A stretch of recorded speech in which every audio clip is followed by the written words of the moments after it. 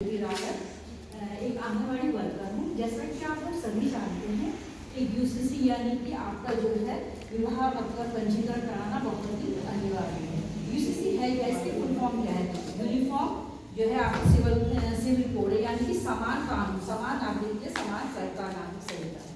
ठीक है, आपको जो है विवाह का पंजीकरण कराना बहुत ही अनिवार्य डॉक्यूमेंट्स होता है। आपका जो है विवाह के लिए हो सकता है, तलाक के लिए हो सकता है, या किसी बच्चे को आप अडॉप्ट कर रहे हैं उसके लिए हो सकता है, या फिर कोई ऐसी संपत्ति होती है जिसको कि आपको अपने नाम पे करवाना है, उसके लिए एक नया कानून बनाना है। मतलब अलग अलग डिफरेंट कानून ना होके अब सिर्फ एक कानून को ही जो है आपको यूसीसी उसमें बांध दिया गया है। जैसे सबसे पहले तो आपका आधार होना बहुत अनिवार्य है पति पत्नी का, ठीक है।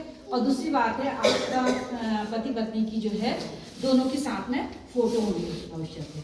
और आपका स्थायी निवास प्रमाण पत्र होना एक बहुत ही महत्वपूर्ण जो है डॉक्यूमेंट्स है, क्योंकि स्थायी जो है वो आपके हर काम के लिए जो है जहाँ आप रहते हैं आपके पास 1 वर्ष पुराना पानी का बिल, बिजली का बिल हो जाए, ठीक है, या आपका राशन कार्ड हो जाए।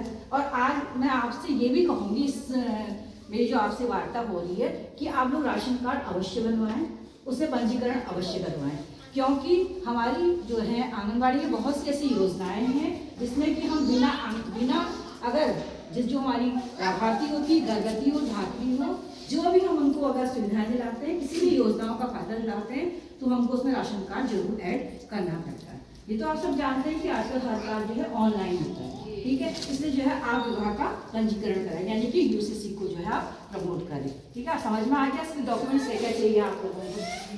आज इसमें अभी जो है सुभाष नगर में कैंप भी लग रहा है, उस कैंप में अभी तो कल लगा था शायद कैंप में, आप लोगों ने करवाया होगा पंजीकरण।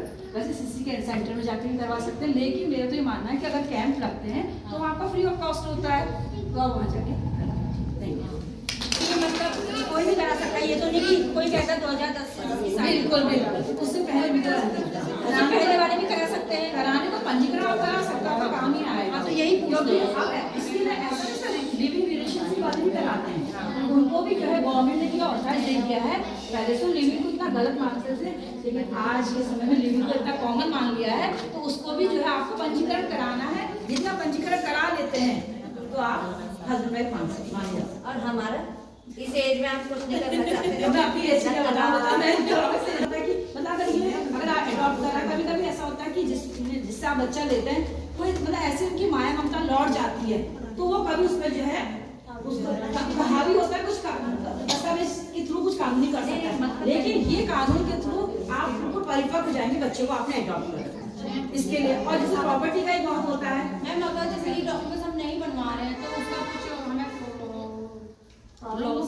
बिल्कुल विवाह का पंजीकरण बहुत ही जैसे आधार कार्ड इम्पोर्टेंट है ना, वैसे ही विवाह पंजीकरण यही मैं वो मैं इस एज में हमने भी बनाया है क्या बनवा लो। विवाह पंजीकरण बनाना कोई गलत हो रही है, आपके पास डॉक्यूमेंट्स तो होगा। नहीं, इसका बेनिफिट क्या है? बेनिफिट आधार कार्ड का बेनिफिट क्या पहले बताइए आप। वो तो बिना आधार के आप कहीं है ना हमारी आईडी आप आने वाले समय में आपकी आईडी बन जाएगी। भी आईडी का नहीं पता कैसे चलेगा कि आप वाइफ